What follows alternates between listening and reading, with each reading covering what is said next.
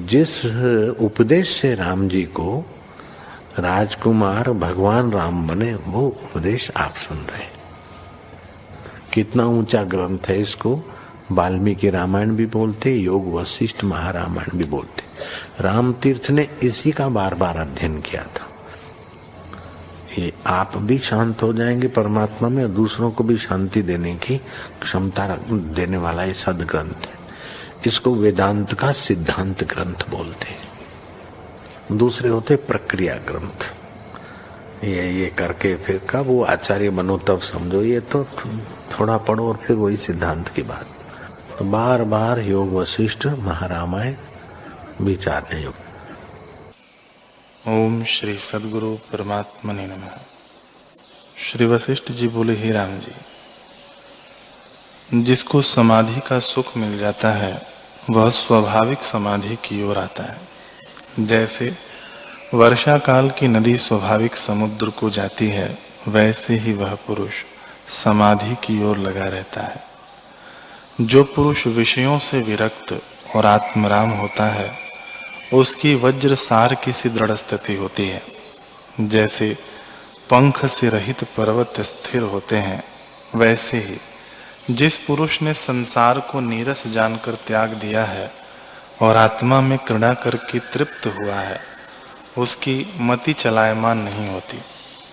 हे राम जी, जिस पुरुष की चेष्टा भी होती है पर जो संकल्प विकल्प से रहित है, वह सदा मुक्त रूप है।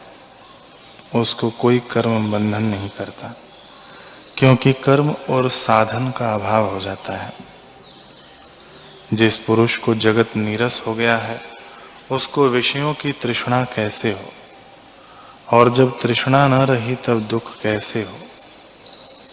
दुख तब तक होता है जब तक विषयों की तृष्णा होती है, और विषयों की तृष्णा तब होती है जब अपने स्वभाव को मनुष्य छोड़ देता है। हे राम जी, जब अपने स्वभाव में स्थित हो तब पर स्वभाव जो इंद्रियों के विषय हैं, वे रस संयुक्त कैसे लगें और दुख और तृष्णा कैसे हो। हे राम जी, जब मनुष्य अपने स्वभाव को जानता है तब निर्वाण पद को प्राप्त होता है, जो आदि और अंत से रहित है।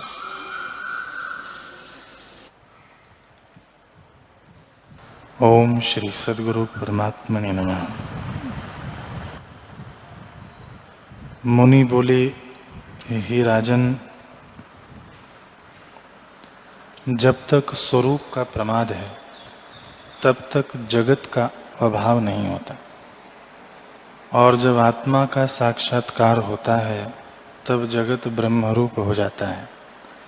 जगत कुछ बना नहीं, फुरने से भासित होता है।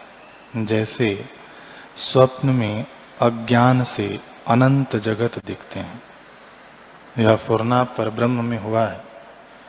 जो फुरने में है वह भी परब्रह्म है। कुछ बना नहीं, आत्मसत्ता ही अपने आप में स्थित है। जैसे पत्थर की शिला ठोस होती है, वैसे ही आत्म तत्व चैतन्य घन है। जैसे आकाश और शून्यता में कुछ भेद नहीं, वैसे ही ब्रह्म और जगत में कुछ भेद नहीं। सब कल्पना परब्रह्म रूप है, और ब्रह्म ही कल्पना रूप है। इस जड़ और चैतन्य में कुछ भेद नहीं। हे राजन, जिसको जगत कहते हो वह ब्रह्म सत्ता ही है। न कुछ उत्पन्न हुआ है और न प्रलय होता है, सब ब्रह्म ही है। जैसे पहाड़ में पत्थर के सिवा कुछ नहीं, वैसे ही यह जगत ब्रह्म सत्ता के सिवा कुछ नहीं। जैसे पाषाण की पुतली पाषाण रूप ही है, वैसे ही यह जगत ब्रह्म रूप ही है। एक सूक्ष्म अनुभव अणु से अनेक अणु होते हैं, जैसे एक पहाड़ से अनेक शिलाएं होती हैं। हे राजन, जो ज्ञानवान पुरुष हैं उनको जगत ब्रह्मरूप भासित होता है, और जो अज्ञानी हैं उनको नाना प्रकार भासित होता है। वास्तव जगत कुछ नहीं है, परंतु जब तक संकल्प है तब तक जगत फुरता है। जैसे रत्नों की चमक होती है, तैसे ही जगत आत्मा का चमत्कार है। चैतन्य आत्मा के आश्रय से अनंत सृष्टियां फुरती हैं, अतः सब सृष्टि आत्मरूप है। आत्मा से भिन्न कुछ वस्तु नहीं। जो जागृत पुरुष ज्ञानवान है उनको ब्रह्मरूप ही दिखता है, और जो अज्ञानी है उनको नाना प्रकार का जगत दिखता है। ओम श्री सद्गुरु परमात्मने नमः। श्री वशिष्ठ जी बोले, हे राम जी, संसार बड़ा गंभीर है, इसका तरना कठिन है। जिसको इससे तरने की इच्छा हो उसका यह कर्तव्य है कि वेदांत का अध्ययन, प्रणव का जप और चित्त को स्थिर करे। जब ऐसा उपाय करे तब ईश्वर उस पर प्रसन्न होंगे और उसके हृदय में विवेक उत्पन्न होगा, जिससे संसार असत्य प्रतीत होगा और संत जनों का संग प्राप्त होगा। संत जनों का आचार शुभ है। वे परम शांत, गंभीर और ऊंचे अनुभव रूपी फल से युक्त वृक्ष हैं। उनके यश, कीर्ति और शुभ आचार फूल और पत्ते हैं। ऐसे संत जनों की संगति जब प्राप्त होती है तब जगत के राग द्वेष रूपी तम मिट जाते हैं। जैसे किसी मजूर के सिर पर बोझ हो और वह तपन से दुखी हो, पर वृक्ष की शीतल छाया प्राप्त होने पर वह शीतल होता है, फल खाकर तृप्त होता है और थकान का कष्ट दूर हो जाता है। वैसे ही संतों के संग से मनुष्य सुख को प्राप्त होता है। जैसे चंद्रमा की किरणों से मनुष्य शीतल होता है, वैसे ही संत जनों के वचन से शांति होती है। हे राम जी, संत जनों की संगति करने से पाप दग्ध हो जाते हैं। जो पुरुष सकाम होकर तप, यज्ञ और व्रत करते हैं उनकी संगति न कीजिए, क्योंकि वे ऐसे हैं जैसे यज्ञ का खंभा पवित्र होता है परंतु उसकी छाया कुछ नहीं। इससे उसके नीचे कोई सुख नहीं पाता। हे राम जी, सब सकाम कर्म जन्म मरण देने वाले हैं। यद्यपि जिज्ञासु भी यज्ञ, व्रत और तप करते हैं तो भी वे उनसे श्रेष्ठ हैं, क्योंकि निष्काम है। उनको विषयों में नीरसता है और उनका आचार शुभ है। ऐसे जिज्ञासु की संगति विशेष अच्छी है, जिसकी चेष्टा की सबको स्तुति करते हैं और वह सबको सुखदायक लगती है।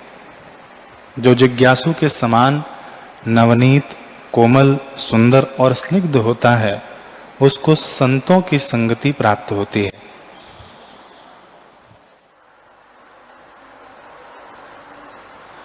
हरि ओम।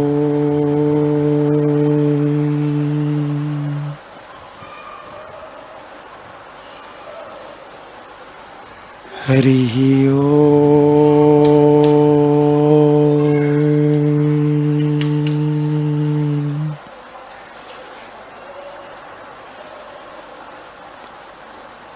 हरि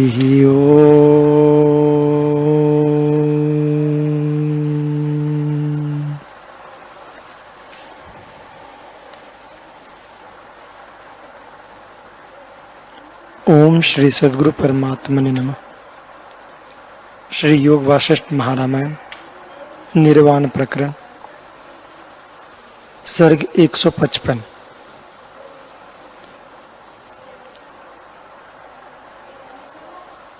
श्री वशिष्ठ जी बोले, हे राम जी, यह जगत कुछ बना नहीं। जैसे किसी ने बर्फ कही और किसी ने शीतलता कही तो उसमें भेद नहीं, वैसे ही आत्मा और जगत में कुछ भेद नहीं। जो भेद भासित होता है वह भ्रम मात्र है। जैसे तागे और पट में कुछ भेद नहीं, वैसे ही आत्मा और जगत में भी कुछ भेद नहीं है। हे राम जी, आत्म रूपी पट में जगत रूपी चित्र पुतलियां हैं और आत्म रूपी समुद्र में जगत रूपी तरंगे हैं। सो पट और जल रूप हैं, वैसे ही आत्मा और जगत में कुछ भेद नहीं, आत्मा ही है। आत्मा से भिन्न कुछ नहीं बना, जिससे सब पदार्थ सिद्ध होते हैं, जिससे सब क्रिया सिद्ध होती है और जो अनुभव रूप सदा अप्रोढ़ है, उसको प्रौढ़ जानना ही मूर्खता है। हे राम जी, यह विश्व तुम्हारा ही स्वरूप है। तुम जाकर देखो, तुम ही एक हो और स्वच्छ आकाश सूक्ष्म प्रत्यक्ष ज्योति अपने रूप में स्थित है। हे राम जी, जैसे जल में लहरें और तरंगें उठती हैं, सो जल रूप है, वैसे ही आत्मा में रूप, अवलोक और मनस्कार फूरते हैं, सो सब आत्म रूप हैं, भिन्न नहीं। हे राम जी, यह शुद्ध परमात्मा का चमत्कार है और आत्मा दृश्य से रहित शुद्ध चिन्मात्र निर्मल और अद्वैत है, उसमें जगत नहीं बना। हमको तो सदा वही भासित होता है, जगत नहीं भासित होता। जैसे कोई आकाश में नगर की कल्पना करता है और उसमें सब रचना देखता है, तो वह उसके हृदय में दृढ़ हो जाती है और संकल्प की सृष्टि को मिथ्या जानता है। उसको शून्य आकाश ही भासित होता है। वैसे ही यह विश्व मूर्ख के हृदय में दृढ़ होता है और ज्ञानवान को आत्म रूप ही भासित होता है। जैसे मिट्टी के खिलौने की सेना होती है, तो जिसको मिट्टी का ज्ञान है वह उसमें राग द्वेष नहीं करता और बालक मिट्टी के ज्ञान से रहित है, इससे वह उसमें राग द्वेष करता है। वैसे ही ज्ञानवान इस जगत में राग द्वेष नहीं करते और अज्ञानी राग द्वेष करते हैं। जैसे खिलौने में सारभूत मृत्तिका होती है, वैसे ही इस जगत में सारभूत चैतन्य आत्मा है। जो कुछ पदार्थ दिखते हैं वे आत्मा के विवर्त हैं और मिथ्या ही भ्रम से सिद्ध हुए हैं। जो वस्तु मिथ्या हो उसमें सुख के निमित्त इच्छा करना ही मूर्खता है। हे राम जी, हमको तो इच्छा कुछ नहीं, क्योंकि हमको जगत मृग तृष्णा के जल सा लगता है। किसकी इच्छा करें? जिसमें सत्य प्रतीति होती है उसमें इच्छा भी होती है, और जो सत्य ही न लगे तो इच्छा कैसे हो? हे राम जी, इच्छा ही बंधन है और इच्छा से रहित होने का नाम मुक्ति है। इससे ज्ञानवान को कुछ इच्छा नहीं रहती, उसकी चेष्टा अनिश्चित है। जैसे सूखे बांस के भीतर बाहर शून्य होता है और उसको संवेदन कुछ नहीं फूरता, वैसे ही ज्ञानवान के अंतस में शांति होती है। अंतस में कोई संकल्प नहीं उठता और बाहर भी कोई उपाधि नहीं। उसकी चेष्टा निसंकल्प निरुपाधि होती है। हे राम जी, जिस पुरुष के हृदय से संसार का रस सूख गया है वह संसार समुद्र के पार हो गया। जिसका रस नहीं सूखा उसको राग द्वेष फूरते हैं, उसे संसार बंधन में पड़ा जानो। हे राम जी, मैं तुमसे ऐसी समाधि कहता हूँ जो सुख से प्राप्त हो और जिससे जीव मुक्त हो। सब इच्छाओं से रहित होना ही परम समाधि है। जिस पुरुष के मन में इच्छा उठती है उसको उपदेश भी नहीं लगता। जैसे आरसी के ऊपर मोती नहीं ठहरता, वैसे ही उसके हृदय में उपदेश नहीं ठहरता। इच्छा ही जीव को दीन करती है। इच्छा से रहित मनुष्य शांत रूप होता है। फिर शांति के लिए कुछ कर्तव्य नहीं रहता। हे राम जी, हम तो इच्छा रहित हैं। इससे हमारे भीतर बाहर शांति है और हमारे लिए करने योग्य कर्तव्य कुछ नहीं। यह सब चेष्टा प्रारब्ध के अनुसार और राग द्वेष से रहित होती है। हम बोलते हैं, परंतु बांसुरी की तरह, जैसे बांसुरी अहंकार से रहित बोलती है, वैसे ही ज्ञानवान अहंकार से रहित हैं और स्वाद को ग्रहण करते हैं। जैसे कलछी में सब व्यंजनों में डाली जाती है और उसी के द्वारा सब व्यंजन निकलते हैं, परंतु उनको उनसे कुछ राग द्वेष नहीं होता, वैसे ही ज्ञानवान स्वाद लेता है। जैसे पवन भली बुरी गंध को लेता है, परंतु उसमें राग द्वेष से रहित है, वैसे ही ज्ञानवान राग द्वेष के संवेदन से रहित रहकर गंध को लेता है और इसी प्रकार सब इंद्रियों की चेष्टा करता है, परंतु इच्छा से रहित होता है। इसी से परम सुख रूप है। जिसकी चेष्टा इच्छा सहित है वह परम दुखी है। हे राम जी, जिस पुरुष को भोग रस नहीं देते वही सुखी है, और जिसको रस देते हैं, जिसकी राग से तृष्णा बढ़ती जाती है, उसको ऐसा जानो जैसे किसी के सिर पर आग लगे और वह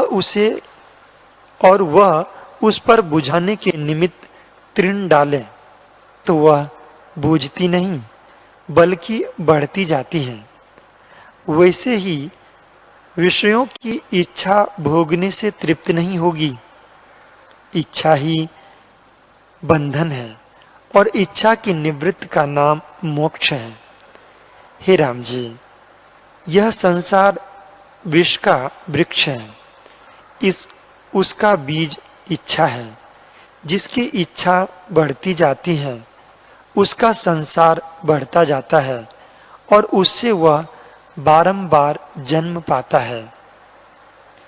हे राम जी, ऐसा सुख ब्रह्मा के लोक में भी नहीं जैसा इच्छा की निवृत्ति में है, और ऐसा दुख नरक में भी नहीं जैसा इच्छा के उपजने में है।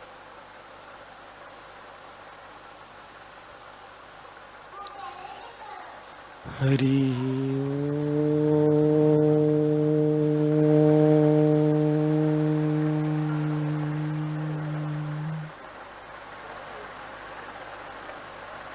हरि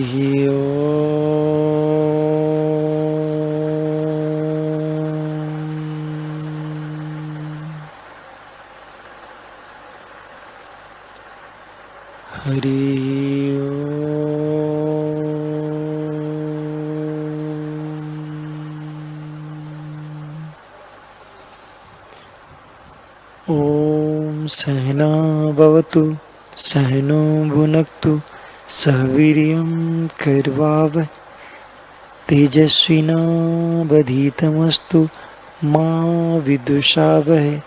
ओम शांति शांति शांति। श्री सद्गुरुदेव भगवान की जय।